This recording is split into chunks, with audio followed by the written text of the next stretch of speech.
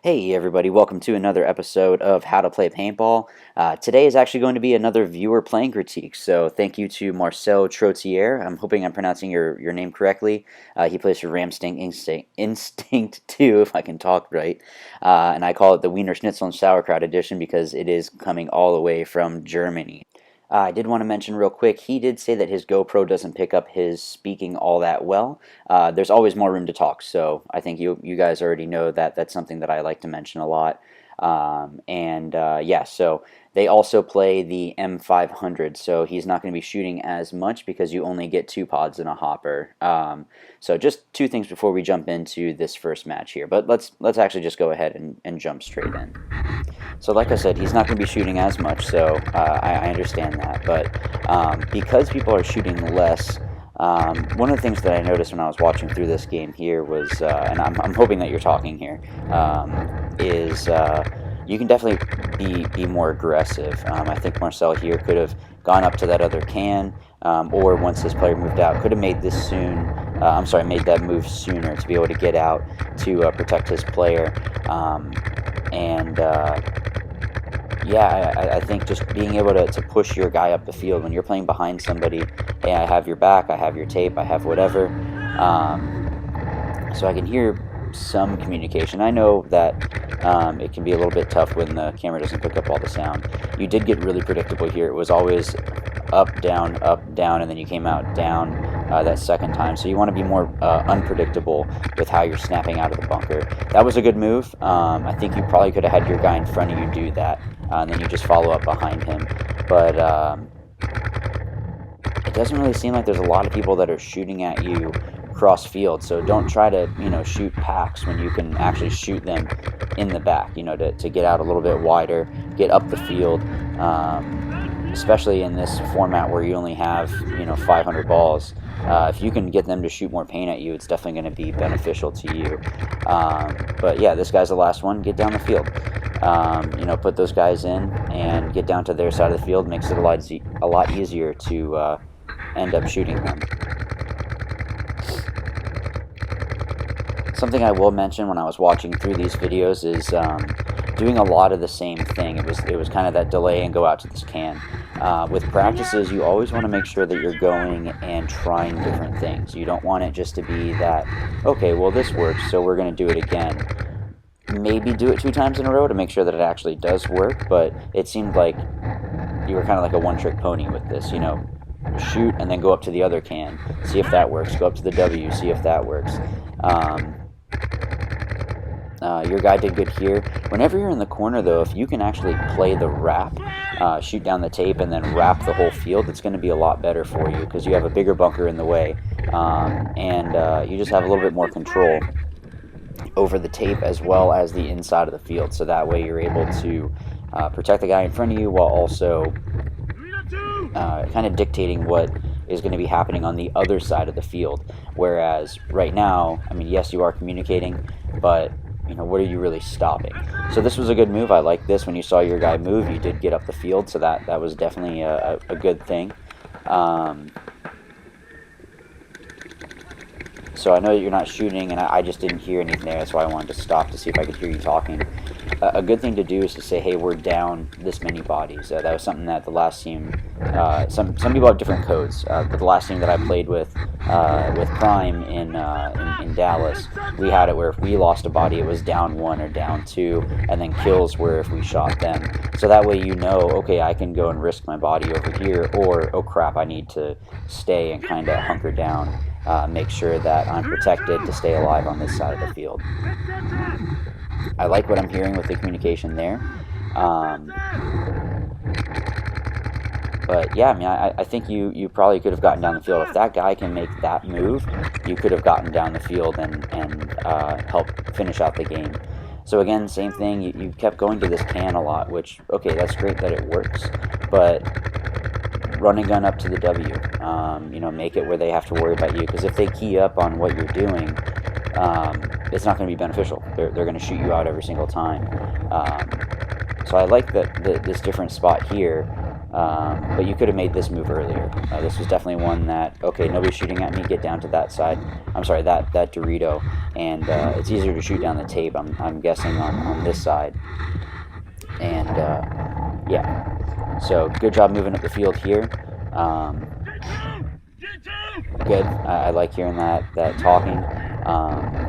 And good. That was a good check off. And again, you probably could have made that move sooner once you shot the guy. You know, wrap and go. But ended up, obviously you won, so that was good. Again, it seems like I'm kind of a broken record here, but yeah, whenever you're practicing, you want to try to do different things. Now it's been, what, 4 games in a row that you've gone to this can. Try something different. Go straight out to this corner. Try that. Try to go up and over to that Dorito 2. Go up to the other can. Go up to the W. You want to try all these different things to see what you can and can't do.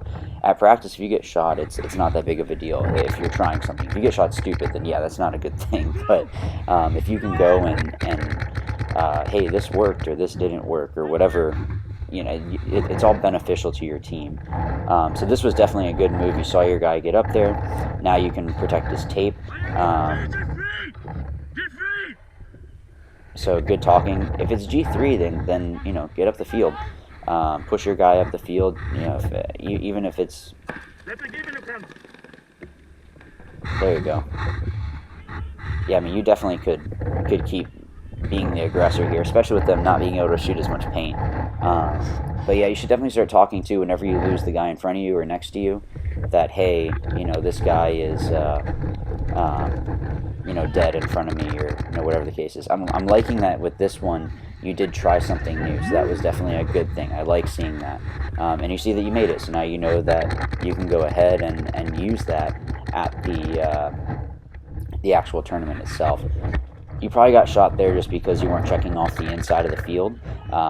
If you're not, I can make that mistake too. You kind of get tunnel vision. Okay, nobody's shooting at me. Well, there could be somebody inside at the W waiting for that move. It happened in Dallas where the W was able to shut down the field and you had no clue that the guy was up there.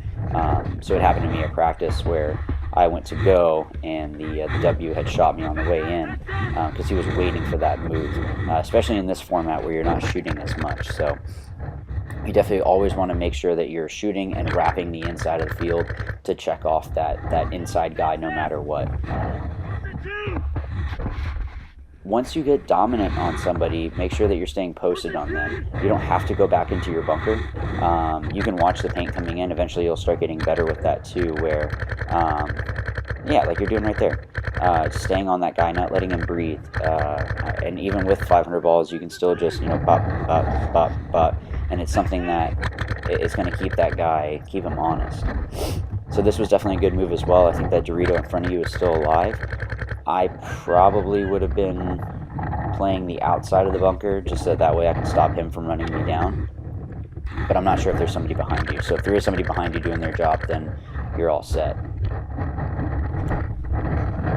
Now this, I don't know if it was the best move, because now you have a further shot and you're trying to win them with a battle.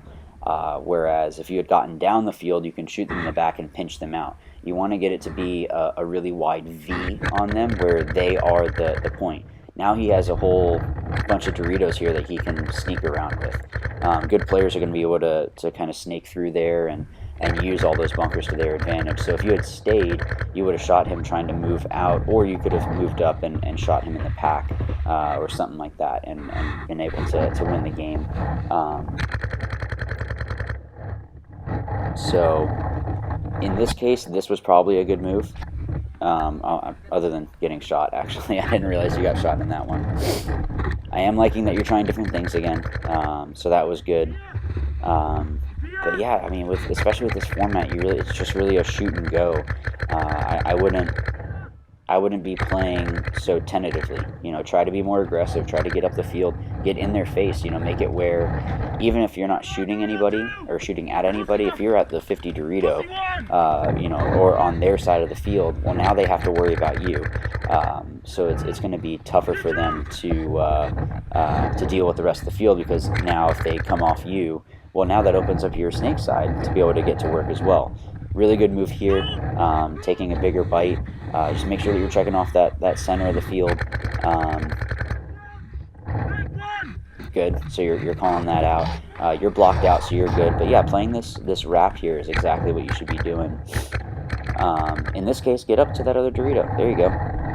So this was a good move, seeing that he was there. This is what you should do every single time. It's so much easier to shoot them in the back when you're finishing out the game than trying to shoot them in the pack. So I'm hoping that this video helped you out, Marcel, but also I hope that this video helped you all out that are watching. I like being able to do these.